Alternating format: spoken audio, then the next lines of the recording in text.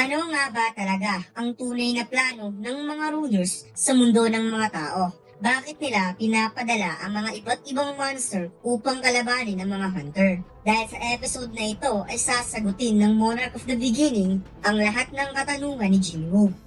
Matapos ang matinding bakbakan sa pagitan ni Jinwoo at ng pinakamalaking giant, nabigyan ng 4 na level up ang ating bida. Ngunit mayroon siyang kakaibang napansin nito. Biglang dumating si Jinwoo at sinabing napaka-amazing daw ng kanyang brother dahil nagawa nitong talunin ang giant boss. Nagtataka si Jinwoo kung bakit hindi sinasabi ng system na nagawa niyang talunin ang dungeon boss. Kaya malaki ang kanyang hinala na hindi pa tapos ang raid. At wala siyang nakitang black smoke shadow, ibig sabihin hindi niya kayang i-extract ang pinakamalaking giant. At nang sinubukan talaga ni Jinwoo na i-extract, sinabi ng system, shadow extractions cannot be used in this target. May kakaibang napansin si Jinwoo, kaya pinigilan niya si Jinwoo na humakbang habang kinukuha niya ang Demon King Dagger. May unti-unting lumalabas sa bibig ng giant. Ito pala ay si Vero, na ngayon pa lang nakalabas. Napagtanto ng ating bida, kahit patay na ang giant, umaapaw pa rin ang napakalakas na mana. To the point na natatabunan nito ang malakas na presence ni Vero. Biglang nagkaroon ng mana storm galing sa loob ng gate. Kaya bigla siyang nag-aalala para kay Jinwoo. Buti na lang kaagad na protektahan ni Igris si Jinwoo. Ina-absorb ng gate ang mana ng pinakamalaking giant at sa sobrang lakas ng mana absorption, nagawang magilitan ng mukha ng ating bida na kailanman hindi pa niya nararanasan ang ganito kalakas na mana pressure. Sinabihan ni Jinwoo si Jinwoo na mag-antay na lamang dito dahil susubukan niya pumasok sa loob ng gate upang malaman kung ano ang nangyari sa loob.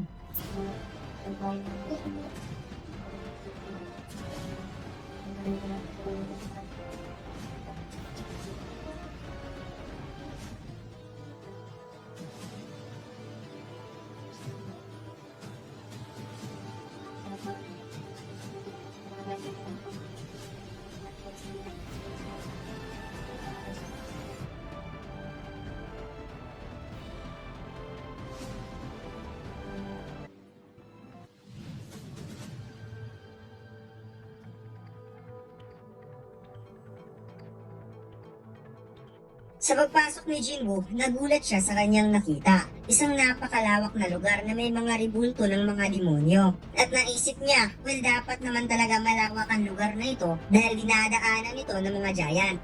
Lumabas si Vero at tinanong kung may kakaiba bang narinig si Jinwoo. May kakaibang narinig ang ating bida ngunit hindi niya akalaing naririnig din pala ito ni Vero. At ang narinig pala nila ay isang nilalang na tumatawa. Napaka-weird daw ng kalaban na ito, wika ni Jinwoo. Dahil siya bilang isang kalaban na pumasok sa gate upang mag-invade, tinatawanan lang siya nito. Kaya mas lalong nagka-interes ang ating bida na puntahan kung sino ang humahalakhak para sa kanya. Sinabi ng kalaban habang humahalakhak sa tuwa, sa totoo lang nakakatawa daw ang mga ruler dahil masasaksihan ng mga ito kung sino ang unang nakakakita sa kanya. At nang nakita niya si Jinwoo ay sinabi niyang maligayang pagdating, Monarch. At makikitang isang giant na nakadena sa buong katawan at parang ito ang pagkakataon na matagal na niyang hinintay. Nakita ni Jinwoo ang giant at nagdadalawang isip siya kung ito nga ba talaga ang boss ng gate. Wika ng giant, napakawalan siya sa kadena na ito. Alam daw niya kung ano ang pinaplano ng mga rulers at dapat kaagad itong malaman ng mga monarchs. Ngunit bigla niyang napansin na hindi ito ang kilala niyang Shadow Monarch. Tinanong ni Jinwoo ang giant boss kung ang ruler na sinasabi nito ay ang responsibilidad sa pagkakadena niya. Sagot ng giant boss, gusto siyang gamitin ng mga ruler upang makabuo ng pundasyon sa binabalak na digmaan against Monarch. Naisip ni Jinwoo, marami na siyang nakakausap na monster, subalit ito lang ang nakakapagsalita na kayang i-explain ng lahat. Tinanong ni Jinwoo kung sino ang mga sinasabi nitong ruler. Sagot ng giant, sila ang mga sinaunang kalaban ng mga monarch. Kaya naisip ni Jinwoo, kung ang kalaban ng mga ruler ay ang mga monarch, ibig sabihin kalaban din niya ito. Kaya ang giant nakaharap niya ngayon na isang monarch. Sinabi ng giant, ang lahat ng monarch at ruler ay posibleng minomonitor si Jinwoo at hindi daw nito kayang kalabanin ng lahat gamit lamang ang sarili nitong lakas. Kaya kailangan nito ng suporta galing sa kanya. tutulungan daw niya si Jinwoo kapag makawala siya sa kadena na ito. Nagulat si Jinwoo bakit naman tutulungan ng isang beast monster ang isang tao na kagaya niya. Kaya wika ng Giant, papaniwalain niya si Jinwoo na totoo ang kanyang sinasabi. Nag-cast ng magic spell ang Giant na ikinagulat ni Jinwoo dahil sinabi ng system, ang King of Giant na si Lygia, ang Monarch of the Beginning, nag-cast ng magic spell, ang Pledge of Trust. Kapag tatanggapin ni Jinwoo ang kasunduan, si Jinwoo at ang Giant na si Lygia ay hindi pwedeng magsinungaling sa isa't isa. Tinanggap ni Jinwoo ang kasunduan at sinabi ng Monarch kay Jinwoo na pakawalan siya sa kadena dahil tutulungan niya ito. Biglang sinabi ni Jinwoo na hindi niya sinasadyang sabihin, pinagkakatiwalaan daw niya ang Monarch. Kaya nagulat ang ating bida kung bakit niya yun nasabi.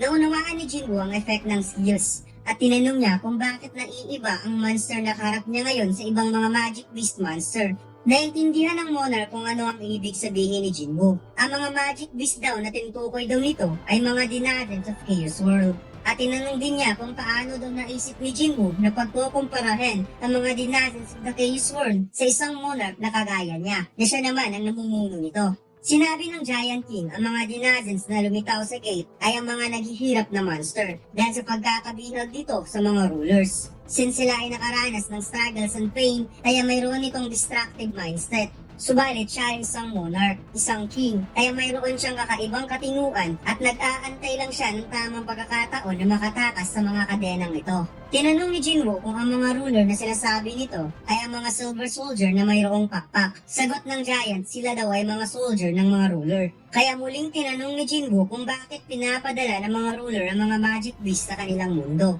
Napangiti ang Giant King at sinabing ito ay dahil naghahanda ang mga ruler para sa paparating na napakalaking digmaan against Monarch at ang mundo ng mga tao ay gagawin nilang battlefield. Wika ni Jinwoo, hindi niya naiintindihan kung paano nila gagawing battlefield ang mundo ng mga tao sa pamamagitan lang ng pagpapadala ng mga magic beast at mukhang hindi niya naiintindihan kung paano gagana ang plano na yan. Sagot ng Giant King, napakasimple. Gusto ng mga rulers na i-imbue ang mana sa mundo ng mga tao. Ang mga magic beast na nag-emerge galing sa gate ay mga cursed at ang mana na lumalabas sa gate ay isang blessings. Marami ang nagsasabi ito ay mga hunter. Ngunit ang mga object na galing sa gate na mayroong mana like essence stones, mana crystal, ay currently ang pinaka-the greatest source of energy sa buong mundo. Subalit, ginagamit ito ng mga rulers upang paghandaan ang malaking digmaan. Ang density ng mana sa buong mundo ay lumalaki araw-araw. Ginagamit ng mga rulers sa mga nabihag na magic beast upang i-fertilize ang dugo sa buong mundo. Gamit ang mana, pinapalakas nito ang mundo. Kaya plano ng mga rulers na gumawa ng isang mundo na hindi kaya mawasak kapag mangyayari ang malaking digmaan. Tugon ng ating bida kung anong klaseng war ang ibig sabihin nito. Sagot ng Giant King, isang rematch na digmaan sa pagitan ng monarch at rulers. Kaya soon, darating ang panahon, ang mundo ng mga tao ay magiging isang impyerno. Sinabi ng Giant King kay Jinwoo, wala na silang oras. Kapag malalaman ng ibang monarch at mga rulers na siya at si Jinwoo ay nagkakaroon ng kasunduan, ang dalawang side ay kaagad itong mangingialam. Sa katunayan, isa sa mga subo ng mga rulers ay nagsisimula ng humakbang. And I guess ang ama ni Jinwoo ang ibig sabihin ng Monarch of the Beginning. Tugon ni Jinwoo, bakit naman siya hinahabol ng mga monarch at rulers? Sagot ng Giant King, wala ka talagang alam. Wika nito, ang kapangyarihan daw na pinoposes ngayon ni Jinwoo ay hindi sa kanya. Sa katunayan, ang tunay na nagmamay-ari nito ay tinaldor ang mga monarch at rulers. Kaya both side, monarch at rulers, ay magiging kalaban ni Jinwoo. However, ipinapangako niya na lalaban siya sa side ni Jinwoo. Kaya biglang naisip ni Jinwoo ang mga bagay na palagi niyang ginagawa.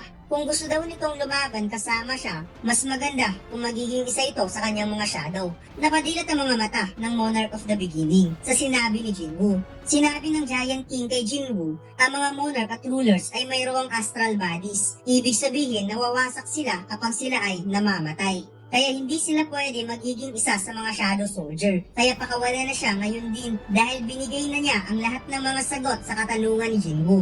Naisip ni Jinwoo na nauunawaan na niya ang sitwasyon. Subalit bakit napakadali lang ng lahat at parang mayroon pa siyang nakaligtaan habang kinukuha niya ang Demon King Dagger. Pinutol ni Jinwoo ang chain ng Monarch of the Beginning at nangangako itong susuportaan niya si Jinwoo at tutulungan sa mga layunin nito. At ito daw ang kasunduan sa pagitan ng dalawang monarch. Nakawala ang isang kamay ng Giant King at naisip niyang sa isang split second, akala niya nakita niya ito. Ngunit isa lang pala itong hallucination. And I guess ang ibig niyang sabihin, yung lumitaw ang mukha ng original Shadow Monarch sa mukha ni Jinwoo kanina. Wika ng ating bida, kung tutulungan siya ng isang monarch, ibig sabihin ba nito na nasa side ng mga tao ang King of Giant na si Lydia? Hindi nakasagot ang monarch at sinabi ng ating bida, bakit ka hindi nakasagot? Dahil ba sa Pledge of Honesty? Nakita ni Jinwoo ang isang bato na nasa batok ng Giant King. Kaya tinanong ng ating bida, ang mana crystal na nasa likod ng iyong leeg, ito ba ang boses ng mga ruler na palaging nagsasabi sa mga monster na patayin ang mga tao? Hindi nakasagot ang Giant King at biglang inatake si Jinwoo. Ngunit pasimple lamang itong inawasan ng ating bida at kaagad sinaksak ang dibdib nito gamit ang Demon King Dagger. Sinabi ni Jinwoo, kalimutan mo na lang ang kasunduan natin. Baka ikaw pa ang maging sanhi ng calamity sa mundo ng mga tao. Sagot ng monarch, mali ka. Hindi ako ang calamity, kundi ikaw. Muling inatake ng monarch si Jinwoo, kaya iniwasan lang ito ng ating bida at iniwanan ng 3 saksak sa braso nito. Ngunit muli pa rin umatake ang monarch kahit ito ay duguan na. Subalit sa pagkakataon na ito ay walang awang sinaksak ni Jinwoo ng ilang beses ang dibdib ng monarch of the beginning na si Lydia. Sinabi ng Giant King, ang laban sa pagitan ng mga denizens of the Chaos World, which is ang mga magic beast, ay magsasanhi ng pagbabago ng mundo, hanggang sa magiging bloody battlefield ang mundo ng mga tao. At pinapanalangin niya, ang lahat na gusto nilang protektahan ay masusunog hanggang sa magiging abo dahil ang malaking digmaan ay magaganap. Wika ng ating bida, hindi mangyayari yan. Pagkatapos, pasimple itong nag-dash upang pugutan ng ulo ang Giant King. Official na sinabi ng system na patay na ang dungeon boss, ang one of the 9 monarch, ang monarch of the beginning na si Lydia. Palabas na si Jinwoo sa gate habang gumugulong pa ang ulo ng monarch at sinasabi ng system na nakatanggap si Jinwoo ng malaking experience at kinakalculate pa ito ng system. Dismayado si Jinwoo dahil wala siyang na-extract na isang malakas na monster sa isang S-rank gate. Ngunit mayroon naman siyang nakuha na isang maliit na item. Pagkatapos nag-level up ang ating bida ng 8 beses at si Jinwoo ay nasa level 122 na. Lumipat ang eksena sa isang malaking mansyon at naglanding ang isang helicopter. Ito pala ang mansyon ni Christopher Reed, isa sa national level hunter ng US. Sinabi niya, hindi niya inaasahang mayroon siyang bisita sa araw na ito. At ang kanyang mga bisita, ang isa sa deputy director ng Bureau of Hunter at si Mesa Selner. Sinabi ng deputy na mayroon siyang i-discuss kay Christopher. Kaya kung ayos lang sana, paalisin niya ang lahat ng kanyang mga tauhan. Inutusan ni Christopher ang kanyang assistant na dapat walang lumapit sa kanyang kwarto hanggat hindi umaalis ang kanyang 2 bisita. Nasa loob na ng kwarto ang 3 at tinanong ni Christopher kung ano ang balita na nagdala sa kanila papunta dito. At kung patungkol daw ito sa isang S-rank gate na lumitaw sa bandang east, wala siyang balak na pumunta doon. Sinabi ni Mrs. Selner, hindi ang bagay na yan ang pinunta nila dito. Ang dahilan kung bakit sila nandito ay gusto nilang ipaalam ang importanteng bagay na mas seryoso pa sa isang S-rank gate. Nagtaka si Christopher kung ano ang bagay na mas importante pa kaysa sa isang S-rank gate. Biglang nagulat ang national level hunter nang sinabi ni Mrs. Selner na mayroong chance na mamatay si Christopher Reed in the near future.